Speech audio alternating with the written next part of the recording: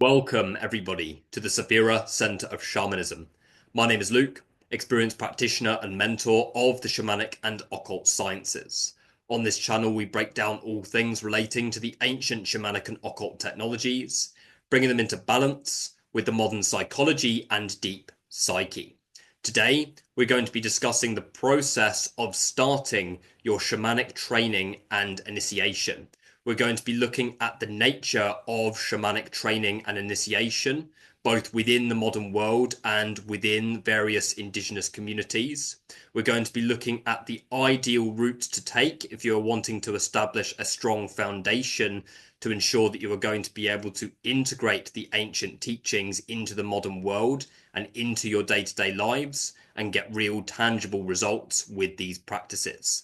So if this is something that interests you, particularly for those who are wanting to embark on their shamanic process, then I would highly recommend staying tuned.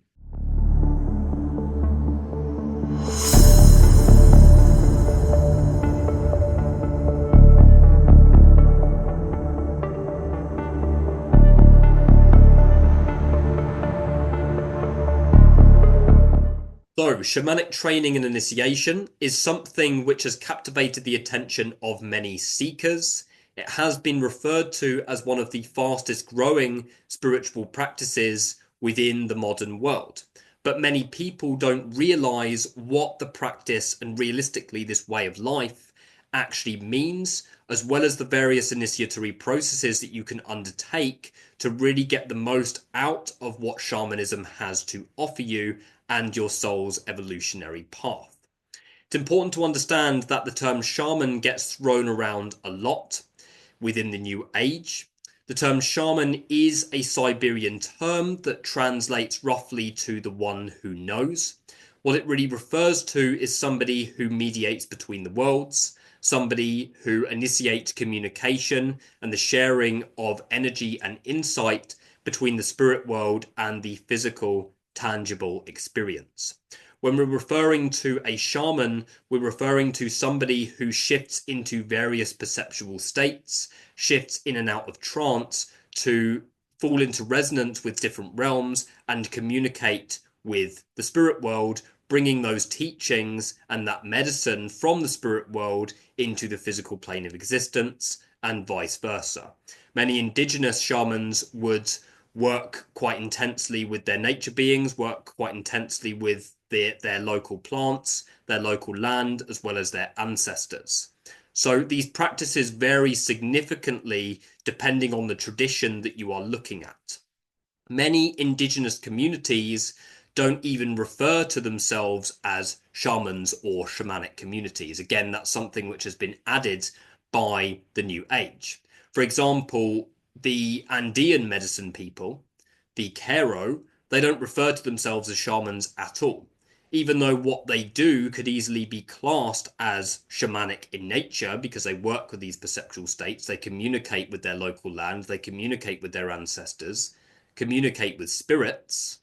That they don't call themselves that. They will call themselves, say, Pampa Masayos or Paco, referring to one who is trained in the Andean cosmovision and the Andean medicine teachings. It's the same, say, in the Amazon rainforest with the Shipibo. They don't refer to themselves as shamans. It's more maestros and maestras, or curanderos and curanderas. So the term shaman can really be matched to any particular practice that involves shifting in and out of various perceptual states. And considering we do that on a day-to-day basis, normally unconsciously without realizing it, you could even say that we are all shamans. But when we're really delving into this practice, the labels, you should really get to a point where the labels don't really matter hugely to you, purely because shaman is such a broad term that realistically anybody can use to describe anything that involves utilizing various different perceptual states, communing with the spirit world. Somebody who just goes into meditation and communicates with an angel or taps into an energy healing modality can very easily be seen as a shamanic practice. So it really depends on what lens that you are really looking at it from, realistically. What shamanism as a practice is really about is attuning your body and nervous system to the flow of nature. I don't mean going and meditating with a tree or meditating with a plant. I don't mean drinking ayahuasca. I don't mean taking psychedelics. This is another big misconception. Shamanism is not taking psychedelics. Yeah, this is a very big practice of shifting your body and mind back into the flow of nature, which creates, experience, dies, and rebirths. It's shifting your consciousness back into that natural flow. That natural flow that doesn't reach a point where it's done, but continues to rotate, continues to go round that wheel of life, that spiral, getting to know itself more and more as it goes. And there are various methods and techniques that you can learn to help you to shift back into the flow of nature. You can teach yourself shamanism, but it is advisable to have a mentor to open the door for you and give you the necessary rites of passage to start to initiate the process. This doesn't mean religiously tying yourself to this mentor, religiously following this mentor and becoming a different version of this mentor. Although many teachers want you to do that, and realistically, a lot of the sort of ancient lineages may even want that tradition to be maintained. But, you know, and I completely respect that. But within our modern world, we have modern problems. Within our modern world, we have modern problems, which means integrating these teachings is going to be different to learning them in an indigenous environment. So when we delve into our shamanic training from within the modern world, it's important that we do it in a way that ensures that we are able to really process and ground the energies that we are working with so that we can really utilize the full benefits of the work that we are doing. I'm not saying that it's not helpful to go and train with the indigenous. It absolutely is. And if anybody has the opportunity to do so, you know, regardless of what tradition you feel guided to, I would recommend it. However, understand that if you are going to a different country, going to an indigenous community and training with these medicine people, what you are doing is that you are being initiated into this various tradition. You're learning how to work in the ways that they do, but then you need to take those teachings and bring them back to the modern world. And that for many is what can initiate a challenging process of integration. I've worked with many people who have received rites of passage in various different countries. I've worked with people who have initiated into the Bwiti tradition. I've worked with people who have been to Mongolia. I've worked with people who have been to the Amazon, who have been to the Andes. And a theme that I am seeing is people who are going and receiving these teachings from the indigenous, but then they're coming back and they're really struggling to actually integrate the teachings into their day-to-day lives purely because the practices that they've learned are so different. For example, I've done a lot of training in the Andean cosmovision, looking at the Q'ero tradition, the tradition of Queros, the indigenous people that can be traced back to the Incas. The Andean cosmovision is beautiful. They work a lot with the Apus, they work a lot with their mountain spirits. They have beautiful traditions, but not all of them are directly relevant to our modern world, purely because our modern world is different. Don't get me wrong, these indigenous people have methods and lifestyles that have worked for them and have worked for centuries, extremely sustainable ways of living that do need to be integrated into our modern world, but the process of doing that requires a additional integration with the mindset of the modern world. Therefore, it is helpful to embark on an initiatory process that is specifically designed to bring the shamanic teachings, bring the ancient teachings into balance with modern problems, referring specifically to the deep psyche, understanding how the spirit world translates to your own body, translates to your own psyche, translates to even the trauma that you have experienced in your past. So My process of training and initiation is designed specifically to establish this very strong foundation, this very strong skeleton of the practice that will take you through an alchemical process of shifting back into harmony with the flow of nature, death and rebirth, creation and destruction, moving in that continuous cycle until, well, until the end. Realistically, we can't reach the end. The whole purpose is to give you that initial attunement so that you can continue in that natural process for the duration of your healing and evolutionary path. The idea is that you're becoming familiar with yourself. You're getting to know yourself on a deeper level. You're getting to know your trauma, and you're understanding how the spirit world translates to your psyche. Now, this can be a controversial subject. I'm not saying that, I'm not saying it from the perspective of everything exists within your psyche. However, all is within, in the sense that everything within the cosmos is mirrored within the human psyche.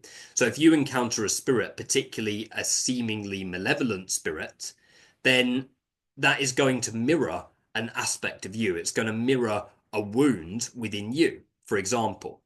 So every spirit that you interact with is going to be tied somewhat to something which is within your psyche. And the psyche is the same as the energy field. The energy field holds the programs. Yeah, it's the electromagnetic field that radiates from the nervous system and holds the plans for the physical experience, holds the imprints of your trauma, holds everything that you are potentially denying about yourself, just like the unconscious. So what you're doing through resonance is that you're pulling in physical experiences that are resonant with what you have got in your field. And this is particularly the case if you've got recurring patterns. And what can often happen is that people can project that onto the spirit world. It's like, I've got this spirit that's now attacking me. I've got this entity that's now attacking me. But that's illusionary in many ways, purely because all is within. So if you've got something outside of you in the form of a spirit that is apparently attacking you, we need to look within and understand what wound is orchestrating that experience. So modern shamanic training, understanding that there's different levels of depth that you can embark on here, modern shamanic training is often geared towards understanding the connection between the spirit world and the deep psyche, so that you, as somebody who lives within the modern world, can effectively integrate these ancient teachings and be able to ground them effectively. Otherwise, what can happen is that people go in to these initiatory processes with the indigenous, they open these dormant aspects within their psyche, they start perceiving things around them, perceiving things outside of them, in other words, perceiving more about themselves because all is within. And then it can create a kind of delusionary state of being where they're always running from something, where they're always running from some kind of spirit, or they're always running from something which has apparently got it in for them. Yeah, and that gets projected onto the spirit world. It's like, I've constantly got entity attachments. I've constantly got things in my energy field that I don't want there. We need to do the deeper work there. We need to understand what is creating that experience so that we can start to rewrite that story. It's important to understand that there are also many trainings within the modern world that do not take you deep into the initiatory process. Many people call themselves shamans after doing a short weekend shamanic practitioner course, or doing a retreat consisting of like 10 days training, whereby they learn to carry out shamanic healings and work within sacred space. This is not shamanic initiation. Okay, these courses can have value and they can give you a share of different tools, but this is not initiation. Initiation is embarking on an alchemical process of deep transformation to shift you back into flow of nature and the spirit world, and ultimately weakening the veil between your conscious and unconscious mind, and in doing so, weakening the veil between the physical plane of existence and the spirit world. An initiation is something that does not end with a particular course. Initiation is something that will continue.